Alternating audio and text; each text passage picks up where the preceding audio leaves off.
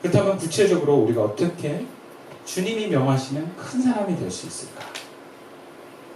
여기서 큰 사람이 된다는 건 세상적으로 유명하고 함부로 대할 수 없는 그런 돈과 권력이 있는 힘 있는 사람이 되라는 얘기가 아니고요. 어디까지나 그리스도인에게서 큰 사람은 하나님께 가까이 가는 사람, 하나님처럼 보여지는 사람이 되라는 거예요. 다른 표현으로 예수를 닮은 사람이 되라.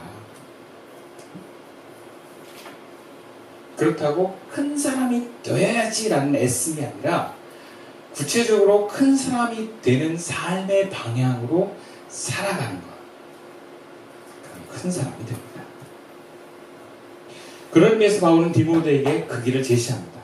또 주님은 오늘 본문 말씀을 통해서 우리에게 그 길을 이야기하고 계십니다. 먼저 본문 7절 말씀 우리 함께 읽어보겠습니다. 시작. 망령되고 허탄한 신화를 버리고 경건에 이르도록 내 자신을 연단하라. 그러나 우리가 큰 사람이 되는 길은요, 경건의 훈련의 길을 가는 것입니다. 경건의 길. 근데 여기서 훈련이라는 표현을 쓰고 있어요. 바울은 디모데에게 네가 성장해서 큰 사람이 되라고 말하면서 어떻게 구체적으로 얘기하냐면, 큰 사람이 되려면 말이야, 지금 이단의 거짓 교사들처럼 망령되고 허탄한 신화를 가지고 논쟁하지 말고, 그 시간을 낭비하지 말고 너의 시간과 힘을 영적인 성장을 위해서 연습하고 훈련하는 데 쓰라는 거예요. 그리고 경건에 이르는, 즉 구체적인 영적인 성장을 위한 훈련의 내용은요, 기도와 말씀에 있습니다. 그리스도인이 하나님을 아는 지식과 그것에 부응하는 행위들은 하루아침에 이루어지는 게 아니에요. 일생을 두고 연습하는 것입니다. 여러분, 노래도 잘하는 사람이 되려면 일생을 두고 연습을 해야 돼요. 뭔가 성과를 나타내려면 그것을 향한 연습과 훈련이 자연스럽게 따라갑니다. 큰 사람이 되는 건 타고나는 것이 아니라 그 길을 향한 삶을 살아갈 때 되어지는 거예요. 그리스도인에서 그 길을 향한 연습은 기도와 말씀에 있어요. 그것이 우리를 경건하게 일하는 힘입니다. 하나님을 알고 그분에게 다가가는 기도와 말씀에 그리스도인은 우선해야 됩니다. 말씀은 보이지 않는 하나님을 알고 그분의 뜻을 알고 그 말씀 안에 하나님을 만나는 게 아니겠어요. 그럼 말씀을 잘 알아야 그 말씀이 계시하는 하나님의 뜻을 바르게 분별할 수가 있어요. 그리고 하나님이 어떤 분인지를 알 수 있어요. 왜? 하나님 자신이 말씀의 자신을 나타내셨기 때문에. 기도는 하나님을 만나게 합니다. 하나님을 경험하게 합니다. 소통하게 합니다. 기도하면서 하나님과 교제하고 그분의 생명과 능력과 지혜가 옵니다. 또 무엇보다 기도를 통해서 하나님의 시선으로 나를 봐서 내가 객관적으로 보여지고 그런 나를 내려놓을 수 있게 됩니다. 기도를 안 하면 나와 내 안에 에고가 분리가 안 돼요. 기도를 해야만 거룩한 영이 하나님과 하나 되어서 욕심과 이심으로 가득한 나를 떼어내서 볼 수 있는 눈이 생겨요. 그 기도를 해나가는 것입니다. 그래서 여러분, 기도에 실패하면 그리스도인은 삶과 사역이 무너질 수밖에 없어요. 반대로 기도를 계속 충분히 해나가면 하나님이 드러나요. 하나님이 드러나는 것만큼 큰 사람이 돼요. 악을 몰아내고 내 안에 어둠을 몰아내고 하나님 나라를 이루게 되는 일들이 일어납니다. 문제는 이것을 아는데, 너무나 잘 아는데, 기도하고 말씀을 배우는데 시간을 내지 않고 거기에 에너지를 쓰지 않는다는 게 문제예요. 아마 교회 다니는 사람 치고 기도와 말씀의 중요성을 모르는 사람이 없어요. 그죠? 근데 안 해요. 아는데도 못하는데 문제가 있어요. 제가 참 많이 놀래요. 야, 이렇게 기도를 안 하는구나. 이렇게 말씀을 모르는구나. 물론 그러면서 저희 직업은 더 탄탄해지는 건 사실이에요. 목사의 필요성이 더 강력해지고 존재감이 살아납니다. 근데 그러한 모든 기도와 말씀의 자리를 목사가 대신하면 성도는 그냥 어린아이 신앙으로만 멈출 수밖에 없어요. 목사는 목자이기 이전에 안내자입니다. 예전에는 목사는 목자다, 성도는 양이다 그랬어요. 양은 뭐 하면 돼? 목자 따라가기만 하면 돼요. 그래서 목사님들도 성도들도 그런 이식으로 살았어요. 목사님 설교를 통해서 하나님 음성을 듣고 목사님의 권면을 통해서 하나님 뜻을 분별했어요. 왜? 성도들은 양이에요. 그러니까 목사들도 성도들이 양이 뭐 알겠어? 양은 원래 그래. 그래서 뭐 양이 얼마나 IQ가 낮은지 아세요부터 해가지고 그런 설교를 많이 하시더라고요. 근데 예수님이 제시한 성도는 그런 양이 아니라 제자로서 그리스도를 제시하셨어요. 성도는 세상에 나갈 때 양으로서가 아니라 제자로서의 삶을 부여받습니다. 언제 목회자가 그 성도들의 부름에 응답할 수 있겠어요? 그 삶의 현장에서의 구체적인 하나님의 소리는 제자인 본인 스스로가 들을 수 있어야 돼요. 그래야 그걸 감당해냅니다. 어려움을 당할 때마다 목사님한테 전할 수는 없어요. 목사님한테 물어볼 수는 없어요. 그걸 물어보게 만드는 목사도 문제고 물어보는 성도도 너무 철이 없는 거예요. 물론 예수 믿은 지 얼마 안 됐고 잘 모르면 물어볼 수 있고 도움을 청할 수 있지만 궁극적으로 성도가 가는 길은 제자의 길입니다. 그리스도인의 길입니다. 그래서 구체적으로 성도가 기도와 말씀에 의미를 부여하는 것은 성도가 실제적인 삶에서 하나님의 뜻 가운데 영적인 싸움을 싸운다라고 하는 삶을 살아갈 때 가능합니다. 다시 말하자면 기도와 말씀이 필요한 삶을 살아갈 때 기도와 말씀을 하게 돼 있어요. 여러분, 내가 말씀 뜻대로 살고 하나님의 뜻을, 하나님의 음성과 성령 인도하심을 받고자 하는데 어떻게 기도를 안 하겠어요? 내일 당장 연주를 해야 되는데 어떻게 연습을 안 하겠어요? 사람은 뭐든지 뭔가 필요해야 하는 성질이 있어요. 그러니까 운동도 누가 하는지 아세요? 아픈 사람들이 운동합니다. 산에 가는 사람들 보면 70, 80%가 다 병이 있는 사람들이에요. 나이 들어서 뭐 도장에 가잖아 그러면 건강히 사는 사람들이 아니고 이렇게 뭔가 아프고 운동을 해야 하는 사람들. 근데 그냥 하면 재미가 없고 재밌게 좀 하고 싶은 사람들. 진짜 건강한 사람은요 운동을 특별하지 않아요. 그냥 걸어 다니는 것으로 모든 운동을 다 종합해서 끝내버리시는 분들이 많더라고요. 그러니까 기도와 말씀이 필요한 삶을 사는 것입니다. 내가 오늘 누구를 만나더라도 하나님의 영이 그분에게 말씀하신 걸 전하는 삶을 살고, 내가 오늘 어떤 사람과 일을 할 때 하나님이 그 사람과 더불어서 뭔가 하나님의 계획 가운데 그 일을 해나가야 된다는 인식을 갖고 하면 우리가 어떻게 기도를 안 하겠습니까? 여러분이 목사라고 생각을 해보세요. 내일 성도와 신방을 하고 내일 설교를 해야 되고 예배를 인도해야 되는데 어떻게 기도를 안 하겠어요? 그 마주쳐야 되는 현장이 강력하다라고 하는 뭔가 두렵고 떨리는 긴장이 크면 클수록 우리는 더 기도할 수밖에 없어요. 왜? 두려우니까. 어떻게든 잘 모르겠습니다.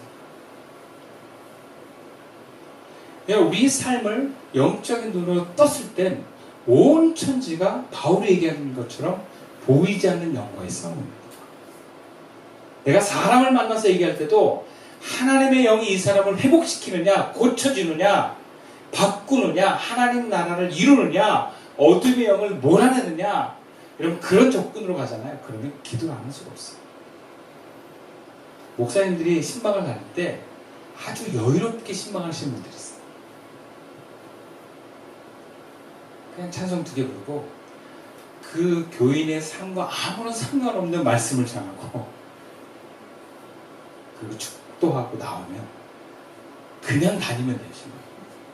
그런데 신방이 뭔가 하나님의 영적 전쟁이라고 생각하고 가잖아요. 그러면 엄청나게 방해가 있는 걸 느껴요. 그러니까 신방이 전쟁이에요. 전쟁.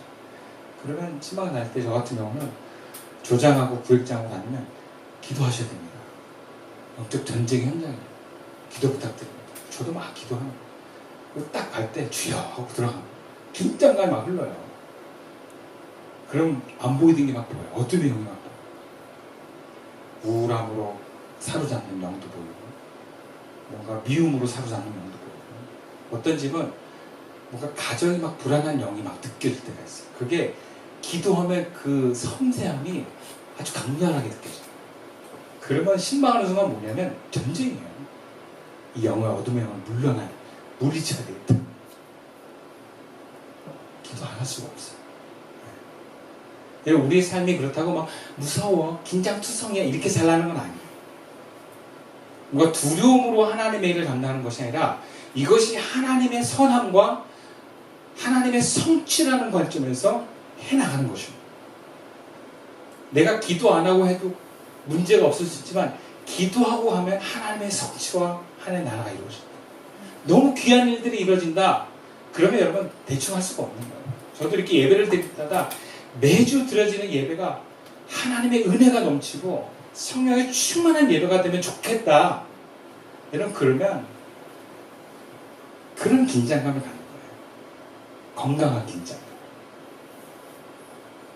그것이 나를 기도하게 만든다는 거예요. 그리고 기도만 하다 보면 뭔가 잘 모르겠어. 하나님에 대해서 더 알아야 될 것 같아. 그럼 자연스럽게 말씀이 땡겨요. 그리고 하나님의 현존은 기도 안에만 경험되는 게 아니라 말씀에서도 우리가 하나님을 만나거든요. 그러니까 말씀을 통해서 그 주님을 만나는 그 힘을 통해서 점점 그 기도와 말씀이 우리 삶에 중요한 역할을 하게 되는 걸 경험해요. 그러면 잠을 오래 자는 것보다 기도를 하는 것이 더 우선하다는 걸 느껴요. 내가 텔레비를 보고 뭔가 쉬는 것보다 여행에 가서 힐링하는 것보다 주님과 독대하는 시간이 소중하다는 것을 우선하게 됩니다. 그런 삶으로 살아갈 때 성도는 이기는 거예요. 여러분 기도 안 해도요, 말씀 안 봐도요 죽지 않습니다. 망하지 않아요. 오히려 삶은 편안할 수 있어요. 왜? 저항이 없으니까. 누가 나를 뭐라 그러고 협박하는 사람이 없으니까 편안할 수 있어요. 평화를 이룰 수는 있어요. 그러나 나는 여전히 작은 사람으로 살게 됩니다.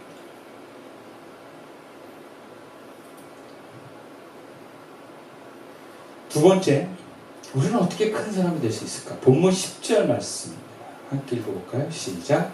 이를 위하여 우리가 수고하고 힘쓰는 것은 우리 소망을 살아계신 하나님께 두니니 곧 모든 사람, 특히 믿는 자들의 구주시라. 우리가 큰 사람을 향해서 소망을 하나님께 두는 것입니다. 바울은 디모데에게 네가 목회자로 사역하면서 진리를 믿게 하려고 하다 보면 많은 고난을 겪을 거야. 근데 그렇게 고난을 겪는 이유가 하나님께로는 영광이 돼. 네가 목회하는 목적이 너 성공하고 편안한 게 아니라 하나님을 기쁘게 하는 거야. 그러니까 네가 어떤 어려움을 당할 때 나는 왜 이렇게 어려움을 당했어? 나는 이거밖에 안 돼? 하는 나를 보지 말고 또 저 악한 사람들이 여기 있어. 저 나쁜 사람들 하는 나를 공격한 대상들 보지 말고 하나님 보라는 거예요. 하나님, 당신이 기뻐하면 저는 욕먹어도 괜찮습니다. 하나님, 내가 성과가 없어도 당신이 그래 너는 잘했다. 저는 그거 하면 됩니다. 소망이 하나님께 있다는 건 그런 얘기예요. 하나님이 그래 너 됐어. 수고했어. 성과가 하나도 없는데요.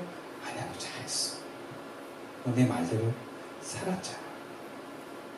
여러분, 소망이 하나님께 없으면 자꾸 사람이 땅의 영화를 찾아요. 땅의 행복과 안정을 찾아요.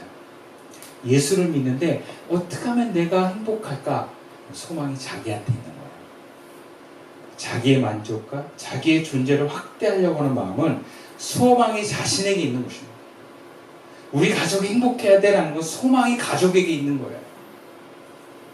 내가 유명해져야 돼라는 것은 소망이 하나님께 있는 것이 아닙니다. 그래서 우리가 소망을 하나님께 두면요, 구체적으로 이런 일들이 일어나요. 에고가 싫어해요. 에고는 소망을 나에게 두고 내가 더 안전하게 하는 데 목적을 두면 좋아합니다. 하나님께 두면요, 에고가 싫어요. 왜? 하나님께 소망을 두다 보면 우리는 이기적인 아니라 이타적인 사람이 돼요. 소망을 하나님께 두다 보면 안전이 아니라 모험을 향해서 나아가는 사람이 돼요. 소망을 하나님께 둔다는 것은 에고가 너무너무 싫어하는 방향으로 간다는 거예요. 그러면 에고가 내려나는 집만큼 하나님이 근고함간에 임재하십니다. 그만큼 큰 사람이 되는 거예요. 그냥 우리 내면의 변화는 에고와의 싸움이에요. 평생 우리가 그걸 두고 싸워야 돼요. 큰 사람은 하나님으로 가득 찬 사람이 큰 사람이지, 에고가 강력한 사람이 큰 사람이 아니에요. 높은 자리에 있다고 큰 사람이 아니에요. 높은 자리에서도 얼마나 속이 좁은지 여러분 잘 모르시죠? 그 높은 사람을 옆에서 지켜보면 이 사람이 진짜 속이 좁고 겁이 많고 약한 사람이구나, 그거 많이 봅니다.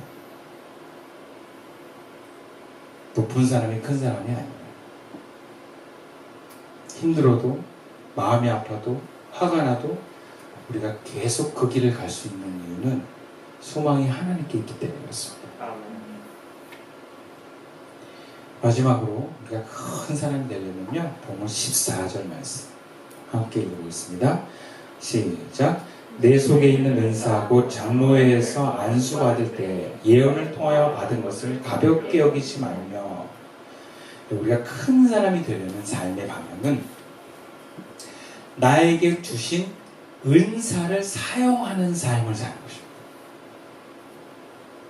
바울은 디모데에게 뭐라 그러냐면, 네가 장로회에서 안수받을 때, 아마 디모데도 목회자 안수를 받을 때 아마 장로들과 목사들이 안수하는 형태로 목사 안수를 받았던 것 같아요. 그때 예언을 통해서 받은 능력이 있대요. 그것을 소중히 여기고 사용해라, 그렇게 얘기합니다. 근데 여기서 디모데가 받은 능력, 즉 은사는 본문 13절에 있는 읽는 것, 권하는 것, 가르치는 것을 기본적으로 말합니다. 그러니까 지금 디모데가 목회자로서 네가 말씀을 사람들 앞에 읽어주고 또 사람들에게 가서 말씀을 읽어주는 거예요. 그 당시에 성경은 되게 귀했거든요. 하나님의 말씀이 귀했어요. 그거를 읽어주는 거예요. 공동체에서 사람에게 하나님 이 말씀 당신에게 주신다. 읽어주는 거예요. 말씀을 전해주는 거예요. 그럼 그 역할은 목사만 하는 게 아니에요. 야, 내가 기도했는데 하나님 너에게 이런 말씀을 주셔라고도 하고, 하나님이 나에게 주신 말씀을 마치 뭔가 멘토에게 얘기하듯이 그냥 그 얘기를 해주는 거예요. 꼭 성경 말씀이 아니더라도 괜찮아요. 당신은 그냥 그대로 좋아요. 이런 얘기도 우리가 전해줄 수 있는, 그걸 해주라는 거예요. 그런 읽는 은사를 갖고 있는 디모데. 또 가르치는 거, 가르치라는 거예요. 가르치는 은사를 가진 사람은 가르치면 여러분 점점점 권위가 나타납니다. 그러니까 가르치는 은사가 있는 사람은 가르치셔야 돼요. 저 같은 경우도 사역할 때, 중등부, 고등부 할 때 설교만 하지 않았어요. 원래 있지도 않은 교사 모임을 만들어가지고 제가 설교 말씀을 가지고 본문을, 성경 공부를 밤마다 할 수 있도록 그걸 가르쳤어요. 제가 오기 전에는 그냥 총회에서 만들어진 공과 공부 뭐 이런 거 있잖아요. 그걸로 선생님들이 알아서 공부해서 가르치는데 제가 아니다. 내가 오늘 설교 말씀을 가지고 가르치십시오. 그걸 내가 가르치겠습니다 하고 가르치기 시작하니까 권위가 생긴다는 걸 느꼈어요. 그러니까 디모데에게 지금 하나님 주신 은사들을 네가 쓰면 너 커진다 이렇게 얘기를 하는 거예요. 그러니까 우리들에게는 하나님 주신 은사들이 다 있습니다. 목사가 아니어도 성도들에게도 은사가 다 있어요. 이거를 신경 쓰지 않거나 묻어두거나 하지 말고 사용해라라는 거예요. 그러면 그 은사를 통해서 하나님이 역사한다. 하나님의 생명이 흐른다 이거예요. 여러분 은사는 하나님이 우리에게 그냥 주신 게 아니에요. 사용하라고 주신 거예요. 근데 어떤 사람은 은사를 자기의 어떤 영화나 자기의 존재감을 위해서 사용하는 사람들이 있어요. 그러면 자기가 손해보거나 자기에게 큰 도움이 안 되면 혹은 그 은사를 사용하는 게 위험하면 은사를 포기하는 사람들이 있어요. 그 은사를 묻어두는 거거든요. 그런데 은사하다가 실수하는 죄보다 은사를 포기하는 죄가 더 큽니다. 은사를 묻어두는 죄는 마태복음 25장의 달란트 비유처럼 묻어두고 저 당신 말씀대로 사고 안 쳤습니다 라고 얘기하는 것 같은 거예요. 하나님 저 죄 안 지었어요. 잘했죠? 이런 거예요. 아니 무슨 일을 해야 죄를 짓든지 아닌지 하죠. 죄 안 지으려고 일을 안 하는 것보다 죄를 지을지언정 나에게 주신 하나님의 사명을 감당해내는 게 중요하다. 그래서 직면해라. 아프면 견뎌내라. 싸워라. 더 너를 성장하는 길로 가라. 그런 사람과 그런 교회가 하나님의 은혜가 충만한 성도와 교회가 됩니다. 제가 아는 어떤 교회도 그랬어요. 아유, 교회가 전도운동을 하니까 교회들이 너무 피곤해. 우리는 전도 안 합니다. 성경 공부하니까 교회들이 막 잘못 가르친 사람도 많고 너무 그냥 말들이 많아. 성경 공부 안 합니다. 다 안 해. 그래서 교회들이 신앙을 뭐라 하냐면 주일날 예배 드리고 헌금하고 11조 내면 당신 다 한 겁니다 하고 끝내버렸어. 그런 교회는 죽은 교회거든요. 죽은 교회. 그럼 평안은 죽음과 가까웁니다. 완전한 평안은 죽음이에요. 근데 정말 완전한 평안을 이루기를 원하신다면 하나님께 빨리 데려가 달라고 기도하시는 게 맞아요. 네, 완전한 평안이니까. 근데 하나님이 우리에게 원하시는 진정한 평안은 문제가 없는, 두려움이 없는 것이 평화가 아니고요. 하나님으로 온전해지는 것이라는 걸 주님 우리에게 말씀하십니다. 여러분 싸우십시오. 은사를 사용하십시오. 여러분들에게 주신 그 은사가 너무나 귀하고 소중하다는 걸 알아야 돼요. 그게 공동체를 살리고 교회를 살리고 여러분의 이웃을 살리는 것들이라는 걸 아셔야 돼요.